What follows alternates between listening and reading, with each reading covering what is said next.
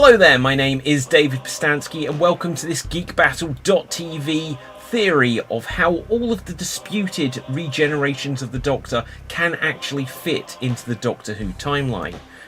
Now, Doctor Who fans have been debating the chronology of the Doctor's regenerations for years. In modern times, the Timeless Child storyline that has come up in the era of Jodie Whittaker's 13th Doctor has got fans in something of a tizzy, as it suggests there were incarnations of the Doctor before William Hartnell's first Doctor. How could the BBC mess up the narrative and the numbering of the Doctors so badly that the first Doctor isn't actually the first anymore, and therefore none of the other Doctors are correctly numbered either? Well, for long-term Doctor Who fans, this is nothing new. In fact, the BBC have been potentially messing with the history of the Doctor for literally decades. The important thing for fans who are upset that their favourite Doctor is no longer referred to with the correct number is to keep in mind that the Doctor is pretty much always just known as the Doctor. John Pertwee didn't say, "Hello, I'm the third Doctor," and Christopher Eccleston never uttered, "Nice to meet you, I'm the ninth Doctor."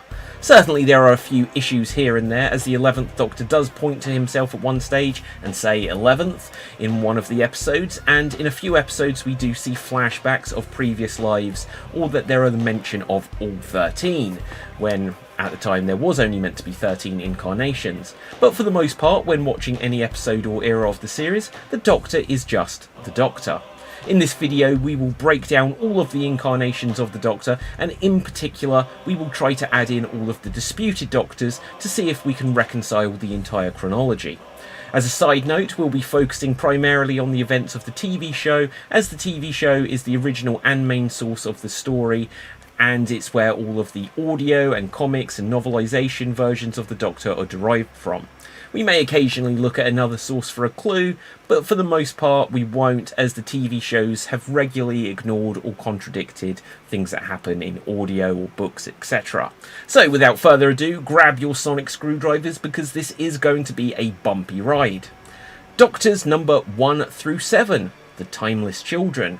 Well, I think we've got no choice but to start with what is probably the most controversial current storyline in Doctor Who history, and that is the Timeless Children. Established during the era of the 13th Doctor as being the earliest incarnations of the Doctor, the Timeless Children completely upended everything fans thought they knew about the Doctor's origin. Now, it's been established that the earliest incarnation of the Doctor wasn't from the planet Gallifrey, but instead was a small female child discovered by a pre-Time Lord Gallifreyan called Tecteun. This child was found on an unspecified planet next to a portal to another dimension. Tecteun rescued this child and raised her until the child died in an accident. It was at this point that it was discovered that the child could regenerate, and Tecteun experimented on the child until she could learn the secrets of regeneration. Having learned how to regenerate, Tecteun gave this ability to her species, the indigenous people of Gallifrey, the Shobogans, who would go on to learn both time and space travel and rename themselves the Time Lords. During a short sequence of the episode titled The Timeless Child and narrated by the Master, we see what is the earliest incarnations of the Doctor, and that there are 7 forms of what is referred to as the Timeless Child. These were played by both female and male actors from various ethnic backgrounds. We never hear any of them speak, and other than their physical appearance, we don't learn anything about them. This storyline has been met with great controversy amongst fans for a multitude of reasons. Part of this is because the Doctor, who up until Jodie Whittaker had become officially known as the 13th Doctor, the Doctor had always been a male character and is now shown to have originally been female and had several female regenerations before William Hartnell's first Doctor. This does take something away from Jodie Whittaker, who was famously publicised as the first female Doctor as well, and does so within her second season as the character, whilst adding a richer history of diversity to the character with more female regenerations and various ethnicities is a positive. It does have a less positive side for the fact that the Timeless Child are shown to have been subjected to experimentation, torture, and quite possibly murdered over and over again, just so that Tecteun can steal their ability to regenerate. There's something a bit unsettling as a fan to know that the Doctor's origin was that of a tortured child who was repeatedly murdered just so the Time Lords could steal their immortality. Many fans dislike that this is now the origin for the Doctor, as well as the fact that, well, William Hartnell now wasn't the first Doctor. The Doctor wasn't from Gallifrey, and they're not really a Time Lord. But anyway, this wasn't the first time the showrunners would do this, as we will discuss later. Doctor number 8, the Fugitive Doctor. Also during the era of the 13th Doctor, and as part of the Timeless Child storyline, we learned that there was another Doctor who, based on all available information, would also predate William Hartnell as well. The 13th Doctor met a version of themselves who is known as the Fugitive Doctor. This is because they had been hiding on Earth in human form as some kind of fugitive from the law. The Fugitive Doctor changed into a human using the same chameleon arc technology to change their DNA that we first saw used by the 10th Doctor. Upon meeting each other, they were both shocked to learn that neither knew who each other was, which created the mystery of which one was from the past and which one was from the future, as surely one of them should remember being the other. The Doctor Who Flux event series more firmly established that the Fugitive Doctor was pre-William Hartnell, and that this incarnation of the Doctor had worked for the evil organisation, Division. The Fugitive Doctor fled from Division and hid as a human known as Ruth Clayton on Earth. It's not currently clear how this Doctor fits into the timeline following the 7th of the Timeless Children, or if the Fugitive Doctor is the one that directly becomes William Hartnell. But there is evidence to suggest that they do not become the first Doctor, but we'll get into that very soon. The Fugitive Doctor again establishes that the 13th Doctor wasn't the Doctor's first female incarnation. Jo Martin, who plays the Fugitive Doctor, also became the first person of colour to play the Doctor on screen, although the earliest incarnation shown in the Timeless Child storyline was also a black female, but we didn't see them until after we'd already met the Fugitive Doctor. Doctors number 9 through 16, the Morbius Doctors. So, for anyone who hasn't been pleased with the previously mentioned Timeless Children or Fugitive Doctors predating William Hartnell, I've got some news for you. The history of the Doctor was messed up all the way back in 1976. During the 13th series, and it's interesting that a lot of this controversy does seem to follow unlucky number 13. Don't know if there's anything around that, but during the 13th series, there was a story called The Brain of Morbius, where the 4th Doctor, played by Tom Baker, battles the Time Lord known as Morbius. Very controversially at the time, the episode had the Doctor and Morbius battle with their minds in some kind of mind wrestling device thing. Anyway, whilst hooked up into this device, there was a display which showed a series of images of the Doctor's past lives. It started with an image of the 4th Doctor before showing the 3rd, 2nd and 1st Doctors in that order. After this point, we then see a series of 8 additional faces which are also implied to be past lives of the Doctor. Many fans were horrified at the time, as not only would this mean that William Hartnell was not the first Doctor, but it would also mean that Tom Baker was in fact the 12th Doctor. In this era, it was also established as a rule that a Time Lord can only have 13 lives. This would mean that the series would be close to a finish, with only one more incarnation after Tom Baker being possible. Many fans tried to explain that the 8 faces would have been the past lives of Morbius, but this theory has been proven untrue in various ways. Firstly, from what we saw on the screen itself, the Doctor's faces are shown in reverse order, starting with the current Doctor, the 4th, and regressing backwards. This chain continues straight into the 8 faces without a break and without showing Morbius's current face. This is important, as if it had shown the face of Morbius, then we would know that it started with the 4th, showed his past lives, then showed Morbius and his past lives. It didn't, and so therefore it would imply it is still showing the Doctor. Additionally, the producer of the episode, Philip Hincliffe, and the script editor, Robert Holmes, have both stated that the intention was that these were the past faces of the Doctor. It could be said that the introduction of Colin Baker's 6th Doctor had retconned this out of the series, as Peter Davison's Doctor should have been the 13th and final incarnation, following the 12th regeneration rule. The producers of the show clearly weren't done with the Morbius Doctors, as their image was used again in the previously mentioned Timeless Child storyline, when the 13th Doctor was trapped in the Matrix by the Master. The Doctor overloaded the Matrix and used memories of her past lives to blow it up. Within the included memories, we see the same images of the Morbius Doctors as had been seen in the Brain of Morbius story. Of course, this could be argued just to be a memory of her interaction with Morbius, as we do see shots of other characters who aren't the Doctor. However, considering the vast amount of footage that could have been included in this sequence, it's clearly the intention of the producers of the episode that the Morbius Doctors are being shown as past lives of the Doctor in this instance. In fact, if anything, their inclusion just helps the Timeless Child storyline to fit in with the history of the show more, because if they count as past lives of the Doctor, then it makes sense that the Timeless Children could as well. These Morbius Doctors actually do create what can be considered a definitive order of 8 Doctors leading up to William Hartnell. Doctor number 17, the First Doctor. And now this is where the numbering comes into play. William Hartnell has been known as the First Doctor for decades, but it's worth remembering that for his entire run on the show, he wasn't known as the First Doctor.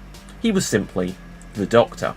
The reason for this is because they never had any intention that the Doctor would regenerate, and the idea of regeneration came about only as a means to acknowledge the recasting of William Hartnell with Patrick Troughton. Even this wasn't called a regeneration at the time and was just seen as a renewal, the idea being that Patrick Troughton was just meant to be the Doctor having de-aged. Interestingly, in the case of the First Doctor, the character had also been played by Richard Herndl and David Bradley, unlike alternative versions of later Doctors, in particular the 9th, where various actors could all claim to have been a different version of the 9th Doctor. Herndl and Bradley were both recastings of the First Doctor as played by William Hartnell. It's also of note that Michael Jones, a child, played the First Doctor as a child in the 2014 episode Listen, and in this episode he is met by Clara. It should be noted that whilst the intention of the producers at the time was for this to be a child version of the Doctor, it could later be claimed this child is pre-William Hartnell and is connected to the Timeless Child story in some way as an additional 8th Timeless Child. It's possible that this won't happen, however, as it would raise questions of Clara's understanding of the Doctor's regenerations, as Clara's story had already explained that she knew every incarnation of the Doctor from the first all the way through to the 11th. Therefore, she may have known that this was the First Doctor as a child, but it's not super clear. If this is meant to be the First Doctor as a child, it would clarify that at some point after being the fugitive Doctor, who is clearly an adult, that the Doctor would have been able to regenerate back into being a child. Doctor number 17A, Doctor Who. So, whilst this breakdown of all of the incarnations of the Doctor will attempt to reconcile how all of the Doctors we've seen on the TV show can all count within a cohesive continuity, a problem is created with the Peter Cushing's appearance as the Doctor in the movies Doctor Who and the Daleks and Daleks Invasion Earth. This version of the Doctor is a human scientist who goes by the name of Doctor Who, and is not currently considered an in-canon incarnation of the Doctor in the universe. They are an alternative interpretation of the First Doctor, and the plot of the Doctor Who movies basically covers the same grounds as when the First Doctor met the Daleks in the TV show. It was common at the time for film adaptations of TV series to recast characters with actors who were believed to have a higher profile than their TV actor counterparts, and Peter Cushing's fit the bill of a higher profile actor than William Hartnell or, at the time, Patrick Troughton. It also simplified the story so that the mainstream audiences worldwide would be able to follow the plot without having to understand that the Doctor is an alien from a planet called Gallifrey. He was just a human scientist. So, despite this, it should be expected that eventually Peter Cushing's Doctor Who may become an official part of the canon of the TV show, because attempts have been made to do this previously. The 50th anniversary special, The Day of the Doctor, was going to incorporate the 2 Peter Cushing movies into canon by explaining that Peter Cushing had played the Doctor in these films within the universe of the show. Copyright over posters prevented their inclusion, but the novelisation of this story did retain this detail. The Timeless Child storyline has also introduced the idea of portals to other dimensions, and stories that feature Doctor Who as played by Peter Cushing have been produced in other media such as comics and magazines. It could be made a fact of the series that Cushing's Doctor Who is simply an alternative dimension version of the Doctor. At some point we should expect that this will happen. If it does happen, this Doctor would not necessarily fit into the timeline as another regeneration of the Doctor that's played by Jodie Whittaker currently, because it would be a separate universe and a parallel version of the First Doctor. Yeah.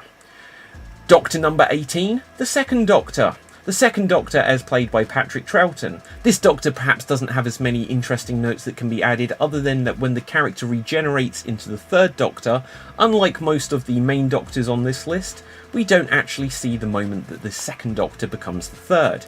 Instead, we see the Second Doctor being told by the Time Lords that they must change their appearance. This came at a time before the term regeneration was established, and it could be viewed that the Time Lords were executing the Doctor to force his change of appearance. Alternatively, it could be considered that the Second Doctor didn't regenerate, and that the Third Doctor is just an altered appearance version of the Second Doctor. Of course, the Third is always referred to as the Third, and always considered the Third, so there's probably not going to be any wiggle room here for the Second Doctor just to be changed into the Third without it being a regeneration, if you are still in any way following what I'm talking about. Doctor number 18A, the Interim Doctor. There is a fan film called Devious, which has had a production that has run for 30 years between 1991 and 2021, which features a version of the Doctor which is supposed to bridge the gap between Patrick Troughton's Second Doctor and Jon Pertwee's Third. This is of note primarily for the reason that Jon Pertwee reprised his role of the Third Doctor for a scene filmed in the mid-1990s shortly before his death to show the handoff between the Interim Doctor and the Third. Footage from this fan film featuring Jon Pertwee was included in an official BBC Doctor Who DVD release, and audio of Jon Pertwee in this adventure has been repurposed for an audio adventure as well. Marking Jon Pertwee's final performance as the Doctor, this story has significance but has never been officially included to make the Interim Doctor, played by Tony Garner, an official Doctor. Once the final episode of Devious is released in 2022, it could bring new interest to the project, and within time it could be included as official canon, and it would mark the first time that a fan project has entered the official timeline of the show. Doctor number 19, the Third Doctor. As covered above, Jon Pertwee did film unofficial footage showing him become the Third Doctor, but other than this, the first time we see the Third Doctor is when he falls unconscious from the TARDIS, and we don't see the change from the Second actually happen. Other than this, we do eventually see him regenerate into the Fourth Doctor, but there's not really any other big notes around the Third. Doctor number 20, the Fourth Doctor. As covered earlier, it is during the era of the Fourth Doctor that we got the Brain of Morbius episode, which showed us the faces of 8 previous incarnations of the Doctor. This is perhaps the biggest point of note during the reign of the Fourth Doctor, but there is one other version of the Doctor to muddy the waters just ever so slightly, but we won't give them a direct number. This other version is Doctor number 20A, the Watcher. As a precursor to the Fourth Doctor's regeneration into the Fifth, the Fourth Doctor saw a mysterious figure dressed all in white and with an unusual, unformed face. The Fourth Doctor seemed to have an understanding of who the Watcher was, and knew that this figure would be involved in his regeneration. As the regeneration began, it was acknowledged that the Watcher was a version of the Doctor all along, although how this makes sense has never been particularly clear. Unlike other interim Doctors, as we've mentioned one earlier, that bridge gaps between regenerations on the list, the Watcher is unique in that they appeared before the actual regeneration began. In this sense, the Watcher serves a similar function to the Ood, warning the 10th Doctor of his impending regeneration, or as has been seen more recently with Time, warning the 13th Doctor. It could be said that figures often get a sense of the Doctor's impending regenerations, but why only the 4th got a version of themselves is unknown. Doctor number 21, the 5th Doctor. Now we're getting into the easy streak of things here, as again, this is now plain sailing all the way through to the 6th Doctor. Doctor number 22, the 6th Doctor. The journey of the 6th Doctor is also pretty straightforward, without anything to really dispute his position in the timeline of the Doctor.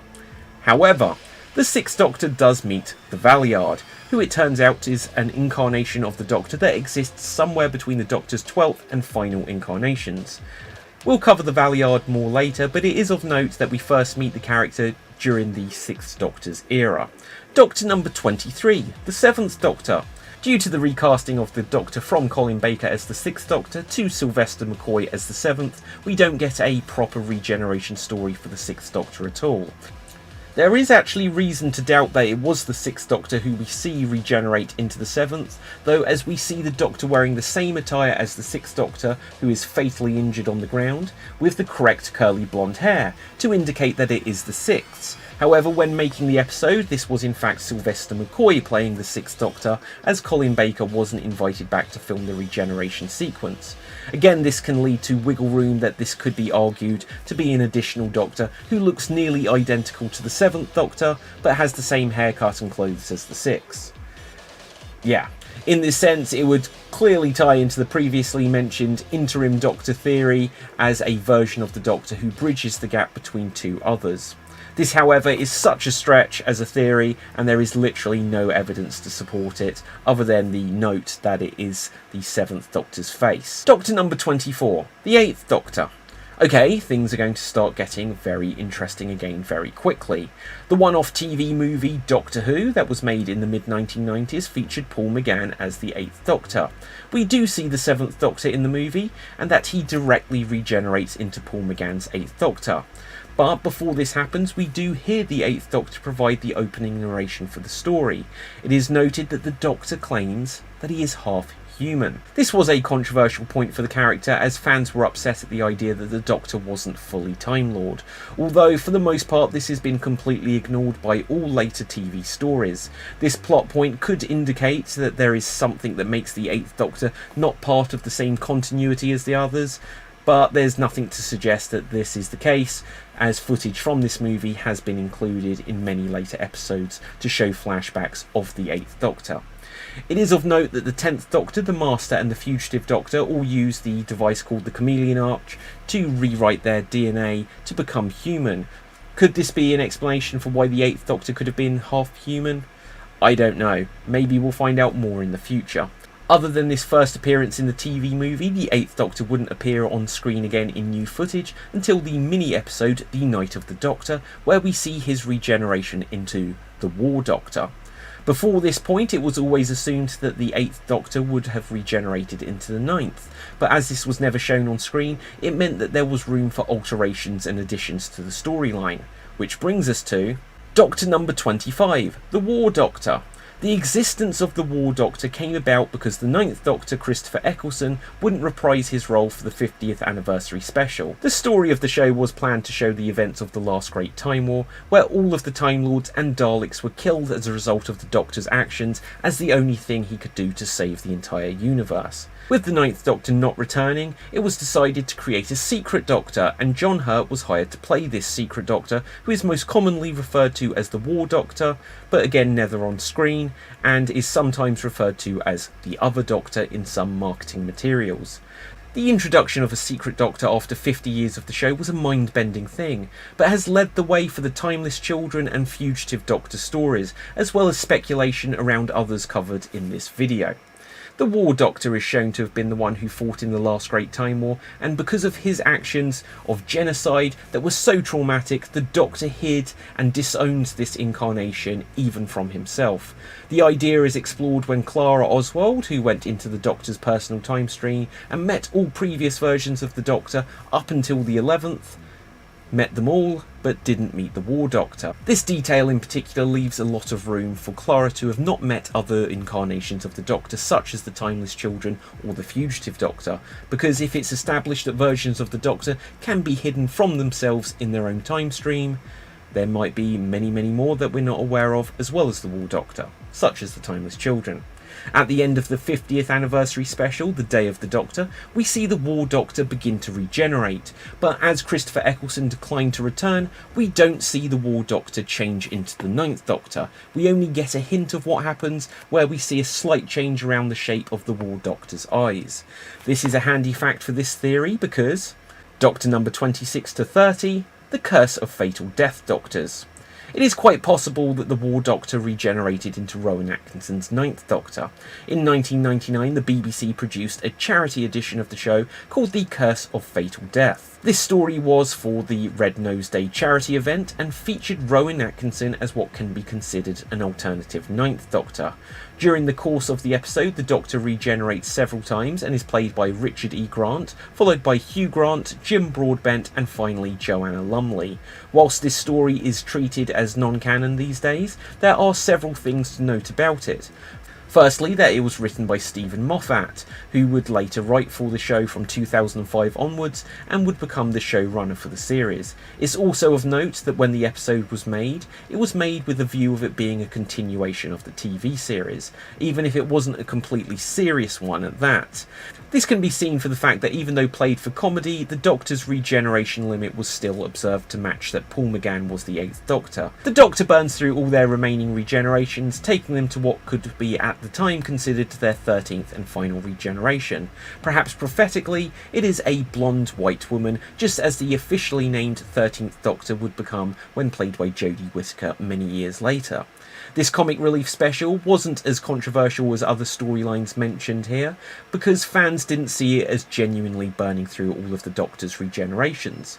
However, with the Timeless Child storyline establishing that the Doctor can regenerate an infinite number of times, we can now look at the Curse of Fatal Death Doctors of having possibly actually existed as part of the canon without it breaking the show. If nothing else, it is absolutely a fact that there is room for the War Doctor's regeneration to have been into Rowan Atkinson's Doctor.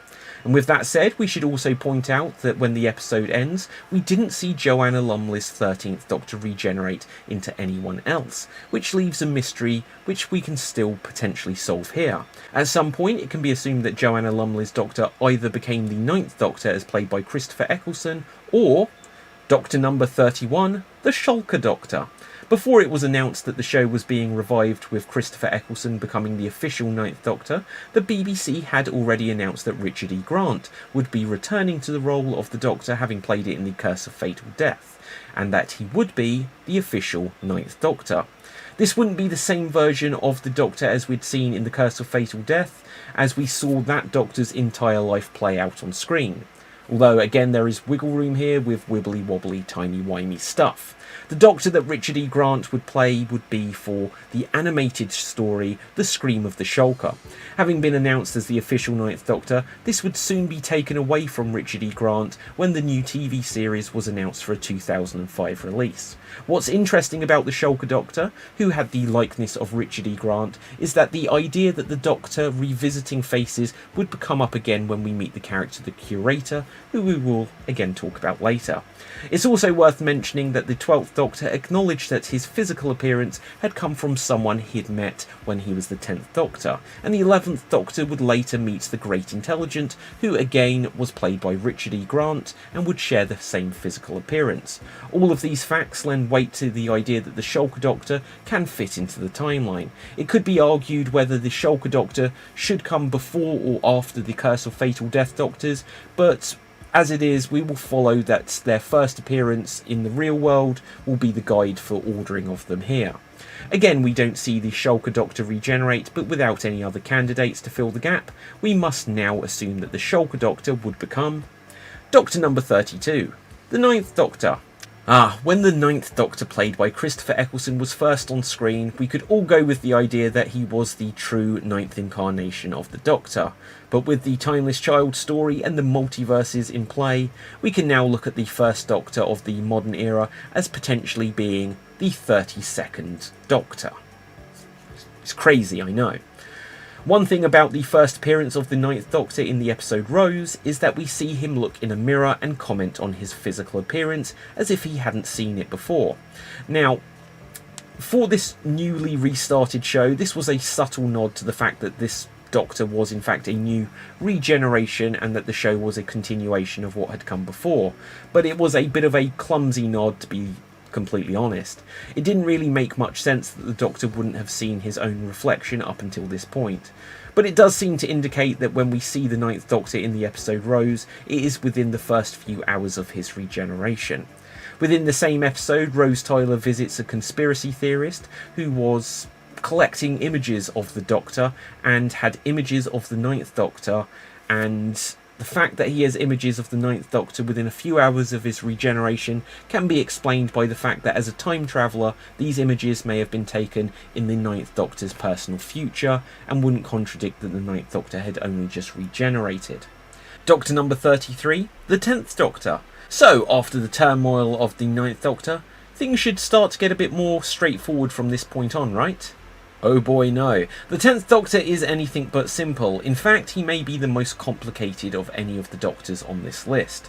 You see, after having regenerated from the 9th Doctor, the 10th Doctor got himself into a sword fight and had one of his hands cut off. Because this happened within the first few hours of his regeneration, his hand grew back again. So, from his first day, the 10th Doctor had 3 hands.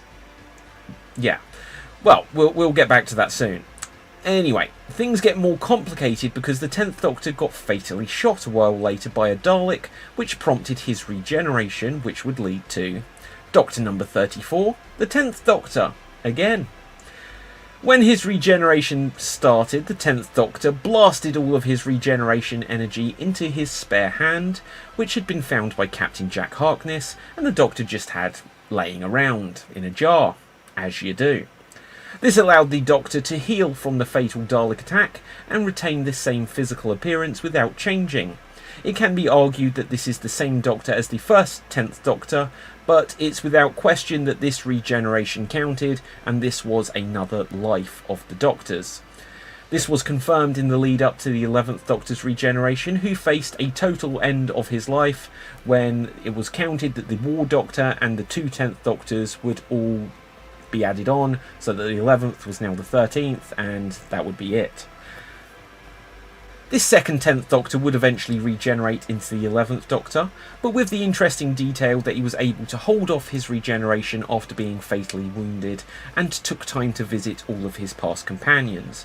This means that there was a significant amount of time which was not fully explored on TV, where the Doctor was on the verge of regeneration. It's unlikely that there would be any more Doctors squeezed into this time, but with the 10th Doctor, and the story is not quite over yet, because Doctor number 35, the metacrisis Doctor.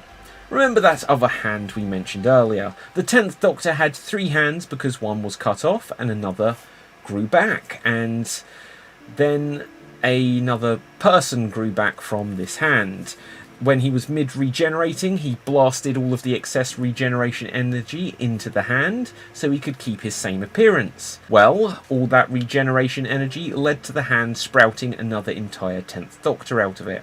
With the regeneration energy running through the hand, a single touch from companion Donna Noble caused it to come back to life, and a new David Tennant, with a slight hint of Catherine Tate's Donna Noble personality, was formed. The metacrisis Doctor was part human as a result, and this detail would call back to the 8th Doctor claiming to be half human, and may be another sign that something similar could be the case for the 8th Doctor that we saw in the TV movie. Some would say this Doctor shouldn't count as an additionally numbered Doctor, but it's hard not to, as he was formed from the original 10th Doctor's hand, meaning he is in fact still made of the same material as the original 10th Doctor that regenerated from the 9th. Add to this that the Doctor, the metacrisis Doctor that grew from the hand, is the one that ends up with Rose Tyler, and as far as we can tell is still out there with Rose in another dimension. I think based on all of these ideas alone, it'd be difficult for many fans to say that this Doctor just shouldn't count. As a side thought here, with the Doctor being able to grow a hand back within the first 24 hours after regeneration, and then being able to grow an entire clone of himself from the hand years later, you have to question why the Doctor doesn't always just cut a hand off every time they regenerate. If they could do that and it would grow back, it would mean he'd always have a way of keeping the same appearance just by blasting energy into the cut off hand and keeping that appearance and growing a clone of himself. But that's another theory for another day, which we can flesh out then. Flesh, get it? Anyway, Doctor number 36, the Dr. Donna. Now, I'm sure many of you watching this will be convinced this is the point where this theory completely jumps the shark, if you hadn't already done that ages ago. But when Donna Noble touched the 10th Doctor's extra hand and gave it a spark of human DNA which caused the hand to grow into another 10th Doctor, there was a two-way exchange of DNA. Whilst the metacrisis Donna got some traits of Donna Noble's personality, Donna Noble seemed to receive the entirety of the 10th Doctor's mind. This wasn't activated until she was blasted by electricity by Davros, but afterwards she became a version of the Doctor known as the Dr. Donna. The 10th Doctor's memories and knowledge and intelligence became part of Donna and fulfilled the premonition of the Dr. Donna, as had been alluded to by an Ood earlier in Season 4. This wasn't just access to his mind, however, but a transfer of DNA, and so it is fair to say that this places Donna as an additional form of the Doctor in the show's history. If you question this logic, I would point to the various forms of the Master, where he stole bodies of others and placed his mind and Time Lord DNA into them to continue life. People don't question if those incarnations of the Master should count, and as such, I will say that the Dr. Donna shouldn't be scrutinised either. Certainly it's a less obvious continuation of a single being as most of the others on this list are, but with the metacrisis Doctor forming from a hand and the Dr. Donna forming from DNA and intelligence transferring to another body, it shows that the Doctor can splinter off into more than one concurrent being. As a final note on the Dr. Donna, we quickly learn that as a human mind, Donna cannot cope with a Time Lord consciousness kicking about inside her head, and it starts to kill Donna. To save her life, the Doctor uses psychic abilities to erase all memories of himself from Donna's mind, ending her time as the Dr. Donna. What makes this so interesting in regards to resolving issues of the full chronology of the Doctors on this list is how easy it was for the Doctor to erase Donna's memories, and specific memories at that. This may give a big clue to how the Doctor wouldn't be aware of the Timeless Children, or have memories of the Fugitive, Morbius, Curse of Fatal Death or Shulker Doctors. If a chameleon arc wasn't used or required to remove or hide memories, it could be that other Time Lords, or the Doctor himself, erased memories of certain lives for unexplained reasons.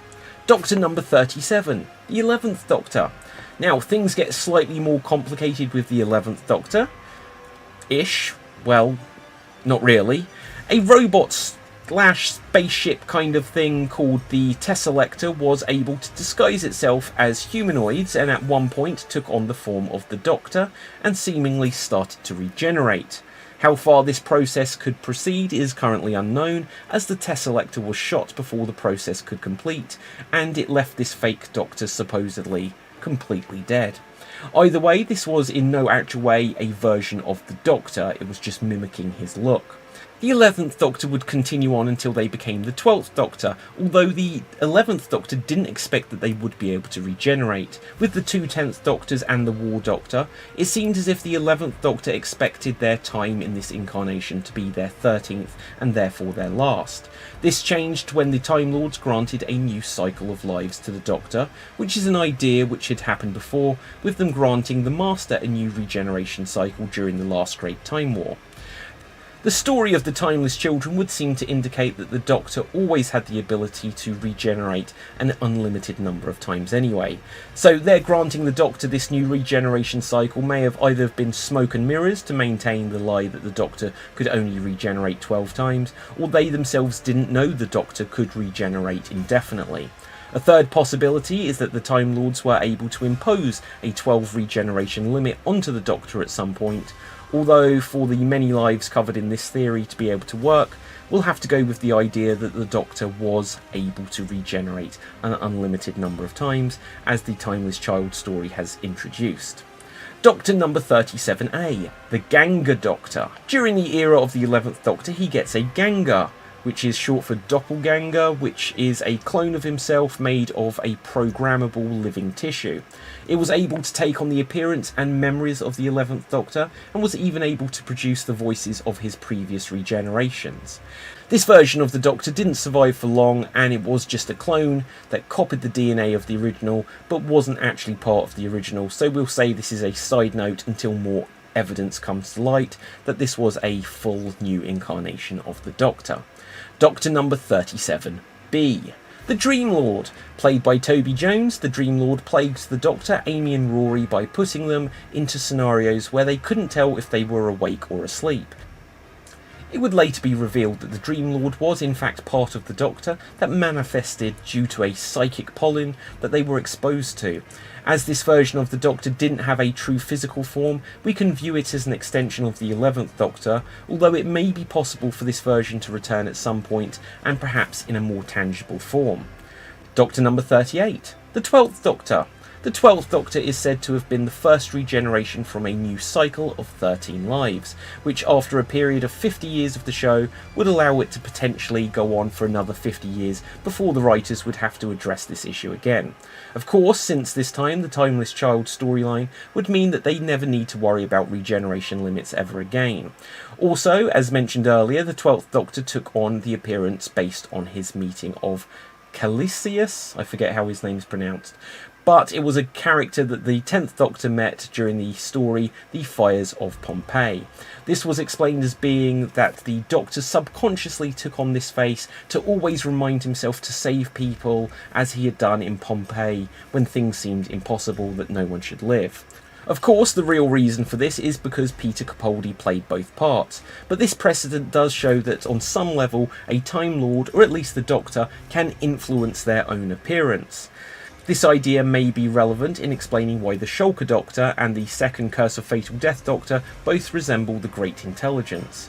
In reality, it is because all three were played by Richard E. Grant, but in universe there could be a connection as to why the Doctor would choose to look like the face of one of his enemies. This may also go some way to explain how the Doctor was able to retain his appearance of the 10th Doctor when siphoning excess regeneration energy into the extra hand. The siphoning may have been part of the process, but it may not have been enough to stop the change of appearance, but it may have been the desire to stay the same that influenced why he did actually stay looking like the 10th. Doctor number 39, the 13th Doctor. And so we're brought all the way up to date at the time of filming to the 13th Doctor. Jodie Whittaker was famously the first female to be cast as the Doctor, although by the chronology of this list it would mean that she's arguably the 8th known female Doctor. Joanna Lumley was the first to play a female Doctor in the Curse of Fatal Death story, and Catherine Tate was the Dr. Donna incarnation of the Doctor as well. Since the casting of Jodie Whittaker, the Timeless Child story showed there to be a minimum of 4 previous female incarnations, including the earliest known incarnation of the Timeless Child. Most prominently, Jo Martin as the Fugitive Doctor was cast after Whittaker, but shown to predate her in the chronology of the Doctor's life.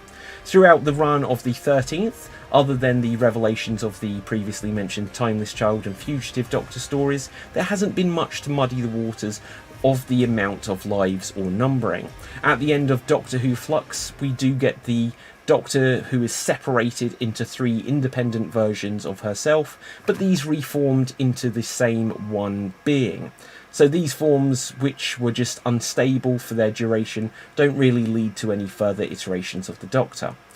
Within the same episode, which was titled The Vanquishers, the Doctor comes face to face with an embodiment of Time, who upon this first meeting took on the form of the Doctor's enemy Swarm, but after his death changed into a near identical version of the 13th Doctor. Doctor number 40, the Valyard. And now we reach back to the Valyard. The Valyard is a character that was an enemy of the 6th Doctor and was said to be a version of the Doctor that existed between their 12th and final incarnations. The Valyard was all of the darker elements of the Doctor coming to the forefront and was interested in extending their life by stealing regenerations from his past self.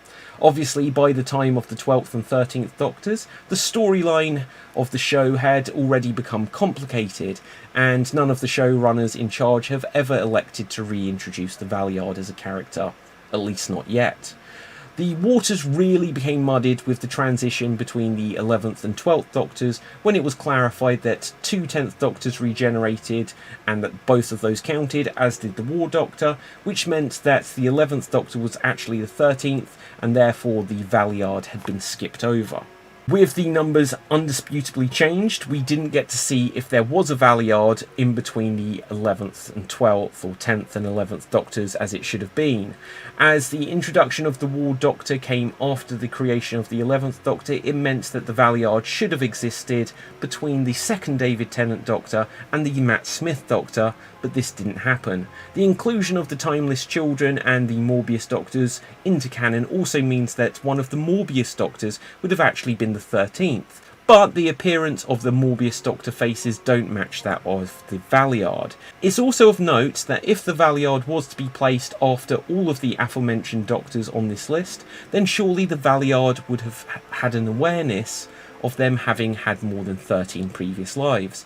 In fact, if the Valyard is said to have existed somewhere after the 13th Doctor, as played by Jodie Whittaker, then surely they would be aware of their ability to regenerate an unlimited number of times. If this is the case, what could the possible explanation for his wanting to steal more regenerations from his past selves be? Let's explore. It could be that the Valyard actually came from the end of the Doctor's second regeneration cycle, granted at the end of the 11th Doctor's life. It could therefore be said that the Valyard was selective with revealing this information, as spoilers could have been dangerous. It may be that the Doctor no longer has the ability to regenerate an unlimited number of times, and so wherever the Valyard comes from in the chronology of the Doctor, they may feel that stealing regenerations from their earlier self is the only way they can extend their life. Of course, stealing regenerations from their past self would surely create a paradox, but we won't get into that here.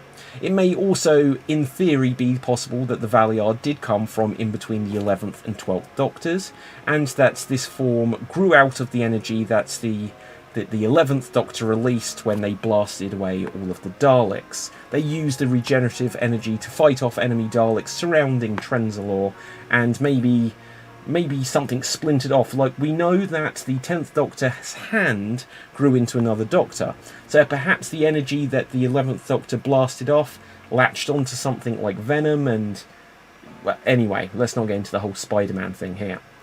It wouldn't be impossible for this scene to be revisited in the future and provide clarity if the Valyard grew off of something, if this theory is proven true.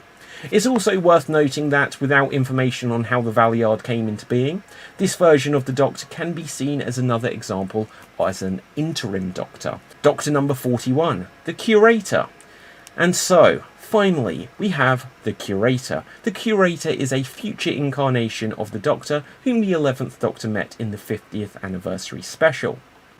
When the 11th Doctor met the Curator in the Day of the Doctor, the 50th anniversary special, it's left slightly ambiguous that this is in fact a version of the Doctor, but it's heavily suggested as such. Also, whilst this video has dealt primarily with what has been established in the TV show and ignored other media as they are frequently ignored in the continuity of the TV show, it should be noted that the Curator has been featured in comics and audio and has been more blatantly acknowledged as a version of the Doctor. It's not known how far into the future of the Doctor they would become the Curator, but it's suggested that it comes at a time when the Doctor is ready to retire and just work as a curator in a museum. It's also suggested that they chose to revisit the face of the 4th Doctor, which would again show that the Doctor has the ability to influence their appearance. In the episode, it's described as revisiting the old favourite faces. That may suggest that in the future the Doctor may take on the form of other past Doctors in addition to that of the 4th Doctor. Of course, there's nothing to give an indication as to whether the Curator or the Valyard would come first, but we do know that after the Valyard there would be one final incarnation, if we believe that he existed just before the final incarnation of the Doctor. It could be that the Curator is the final incarnation, as it would be fitting for the idea that the Doctor has retired, being the Doctor, to become the Curator. And so, there we have it. It may be the case that some or none or all of this theory is made canon in the series in the future, but if this whole theory is shown to be accurate, it would mean that the 13th Doctor is actually the 39th. Certainly this doesn't have the same ring to it, and it's the case that for marketing purposes it's unlikely that the numbering will ever be changed. But it does raise the question of whether in 20, 30 or another 60 years of the show, will they be saying the 26th Doctor to refer to the Doctor who by that point may in reality be the 98th? Or is it more likely that at some point the Doctors may all become known by a quality rather than a number? The War Doctor, Fugitive Doctor, Shulker Doctor, Valyard and Curator are all instantly known by their descriptors rather than by a number. Perhaps this is the way forward. Of course, in most cases it may be hard to predict a Doctor's personality if they've only just been cast with the new actor playing them, so pre-naming the 11th Doctor the Wacky Doctor or the Fez Doctor may not have been possible. But this is a problem that will only really exist for fans to be able to refer to a particular Doctor, or for the marketing people at the BBC to communicate which Doctor they mean when advertising the shows and products. In reality of the show, the Doctor is, and always has been, simply the Doctor. And so, my name is David Pstansky. I hope you enjoyed this Doctor Who theory. Please take a moment to smash that subscribe button. And with that, from me, until next time, ciao for now.